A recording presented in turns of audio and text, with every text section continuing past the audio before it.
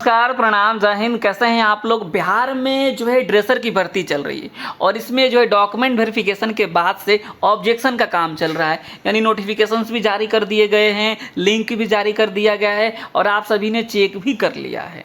अब जो है कई लोगों के जो है रिमार्क्स हैं, उस रिमार्क्स को लेकर के परेशान हैं कि आखिर इसको कैसे ठीक किया जाए, तो उसके ऊपर बात करेंगे। और इसके बाद आगे का प्रोसेस क्या होगा इसके बारे में बात करेंगे।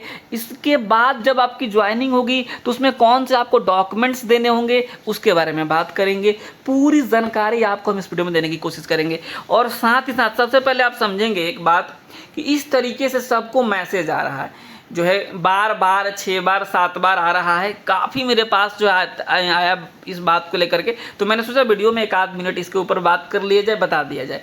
देखिए, ये जो मैसेज आ रहा है ये उनके पास भी मैसेज आ रहा है जिनके रिमार्क्स में कुछ भी नहीं है, जिनके रिमार्क्स में कुछ भी नहीं है, या फिर जिनके रिमार्क्स में कुछ है, या फिर जिनको अयोग्य कर दिया गया है, डिस्क्वालीफाई कर दिया गया है। मतलब जिन लोगों ने भी डॉक्यूमेंट वेरिफिकेशन कराया है उन सबको ये मैसेज भेजा जा रहा है। इस मैसेज भेजने का कोई मतलब नहीं है, मतलब एक तरीके से जो है ना, परेशान होने वाली कोई बात नहीं है। ये सिस्टम जनरेटेड मैसेज होता है। बीटीएससी इस मैसेज को जो है आपको भेजता है ताकि कल को आप कोर्ट जाकर ये ना कहे कि जो है स्क्रूटनी कब हुआ, हमको तो पता नहीं चला, हमको तो कोई बताया ही नहीं, हम तो वेबसाइट खोल कर देखे ही नहीं, हम क्यों डेली खोल कर देखेंगे। तो इसलिए धड़ाधड़ जो है कई बार आपको मैसेज भेज दिया जाता है ताकि आप कल को कुछ ऐसा ना कह सकें, ठीक है। इसलिए इस मैसेज को भेजा जा रहा है। बस इस मैसेज को देखना है, इग्नोर करना है, बस और कुछ नहीं करना है, ठीक है। ये बात हो गई। अब हम जो है बात करेंगे, यहाँ पे आप देखेंगे जो रिमार्क्स हैं उनके ऊपर बात कर लेते हैं। देखिए, मेरे पास जो अभ्यर्थी थे, यानी जो एजुकेशनल AKP से पढ़े हुए थे, मैं आपको बताऊं कि 50% से ज़्यादा अभ्यर्थियों के रिमार्क्स आए हैं, ठीक है। 50% से ज़्यादा अभ्यर्थियों के रिमार्क्स आए हुए हैं, ठीक है। मतलब जितने भी क्वालिफाई किए थे उसमें।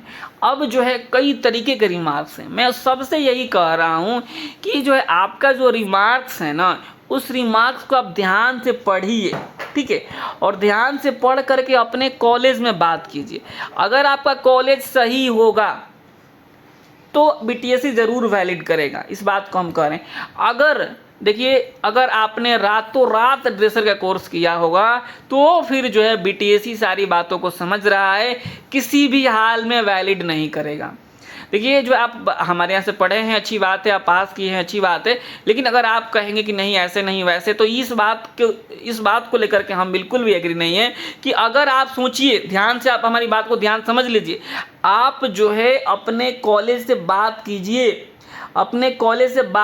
अपने रिमार्क्स को दिखाइए और कहिए कि भैया आप इस रिमार्क्स का जवाब दीजिए हमको, आपके यहाँ से हम ड्रेसर का कोर्स किए हुए हैं।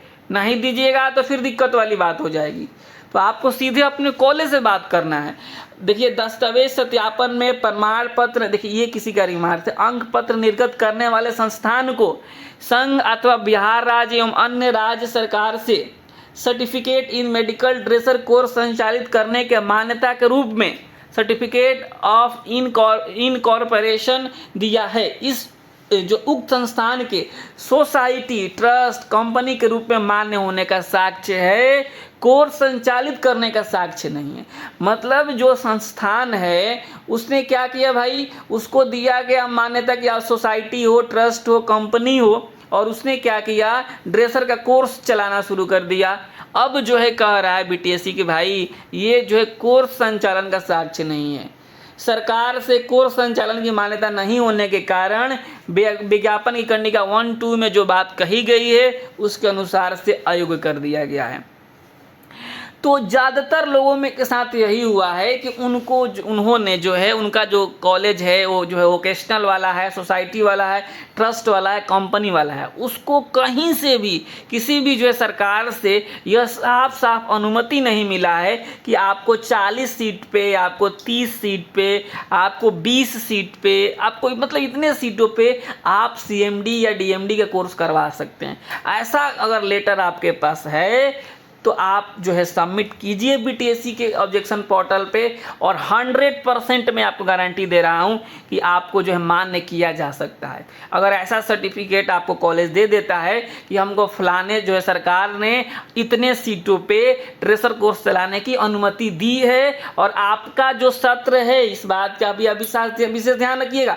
मान लीजिए आप 2020-21 में जो है आपने किया हुआ है, 2020-21 में आपने किया हुआ है, आप समझेंगे एक तरीके से कि जो है ड्रेसर का कोर्स, और तो जो मान्यता उस कॉलेज को मिला हो वह 2020-21 का हो, या पहले का मिला हो तो रिन्यूअल भी हो उसका, क्योंकि जितने भी कॉलेज हैं आप देखेंगे पैरामेडिकल वाले, उनका हर साल रिन्यूअल होता है कि जो चलिए आप पहली बार मान्यता उनको 2007-8 में मिल गया, अब जो है क्या हो रहा है कि हर साल वो जो एक्सटेंड करवा रहे हैं उसको।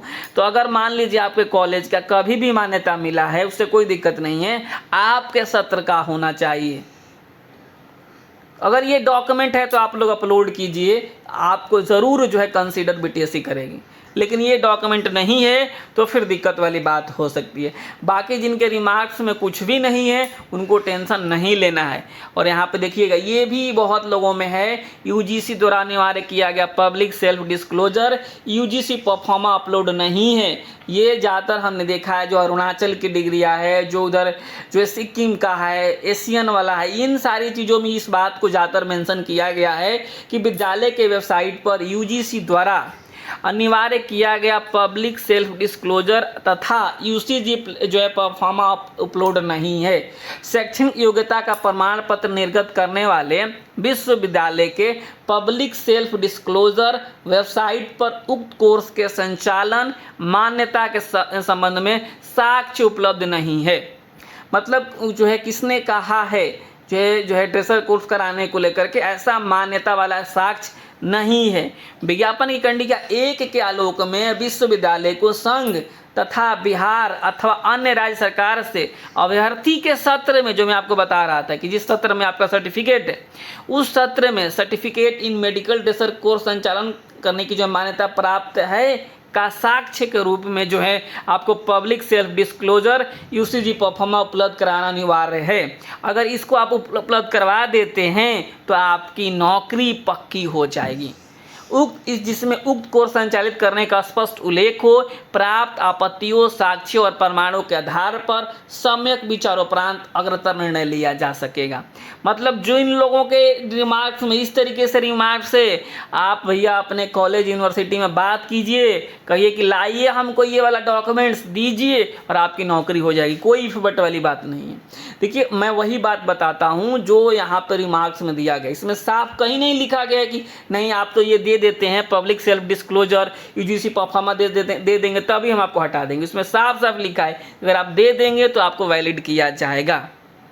ठीक है, मैं स्पेसिफिक किसी यूनिवर्सिटी का नाम लेकर इस बात को नहीं कह रहा हूँ, जो है मैंने बस एग्जाम्पल के तौर पे लिया है। आप जो है इस तरीके से अगर आपके रिमार्क्स हैं तो आप जो अपने कॉलेज से लेकर आइए पब्लिक सेल्फ डिस्क्लोजर तथा यूसीजी परफॉर्मा, और जो है बीटीएससी के जो ऑब्जेक्शंस पोर्टल है उस पर अपलोड कर दीजिए, आपका काम हो जाएगा। ठीक है, आई थिंक आप लोग समझ पा रहे होंगे। क्लियर है ये बातें? अब आप देखेंगे कि अब मैंने बता दिया रिमार्क्स को लेकर के, मैसेज को लेकर के। अब मैं आपको बता रहा हूं कि जो है देखिए, इसमें 11 जुलाई 2026 से लेकर के 17 जुलाई तक इसमें जो ऑब्जेक्शन वाला काम होना है। 17 जुलाई के बाद से जो आप डॉक्यूमेंट्स अपलोड किए रहेंगे उन सारी चीज़ों को बीटीएससी चेक करेगा, जिसमें कम से कम 10 से 15 दिनों का समय तो लगेगा ही लगेगा। उसके बाद से बीटीएससी क्या करेगा, इसमें मेधा सूची जारी करेगा, मेधा सूची। और इस सूची में अपना नाम देखेंगे आप, और नाम देखने के बाद से आप बनवाएंगे कैरेक्टर सर्टिफिकेट, जिसे कहा जाता है हिंदी में आचरण प्रमाण पत्र। ठीक है, ये जो है देखिए आचरण प्रमाण पत्र में भी फार्मासिस्ट की जो ज्वाइनिंग हुई है उसमें कई जगह आचरण प्रमाण पत्र अभी ले लिया गया है, कई जगह बाद में भी लिया जा रहा है, लेकिन आप इसको बनवा लेंगे। मेधा सूची में आपका नाम आएगा। उसके बाद भी आपके पास समय रहेगा कम से कम 1 महीना, कम से कम 1 महीना।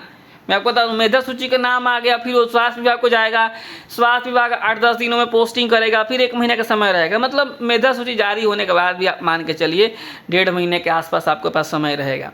तो आप आचरण प्रमाण पत्र बनवाएंगे और जो है बाकी चीज़ें तो हम आगे बताएंगे ही। आचरण प्रमाण पत्र एक्स्ट्रा होता है और बाकी सारी चीज़ें तो 1 दिन में बन जाती है और फिर आपको जो है ज्वाइनिंग आपका होगा।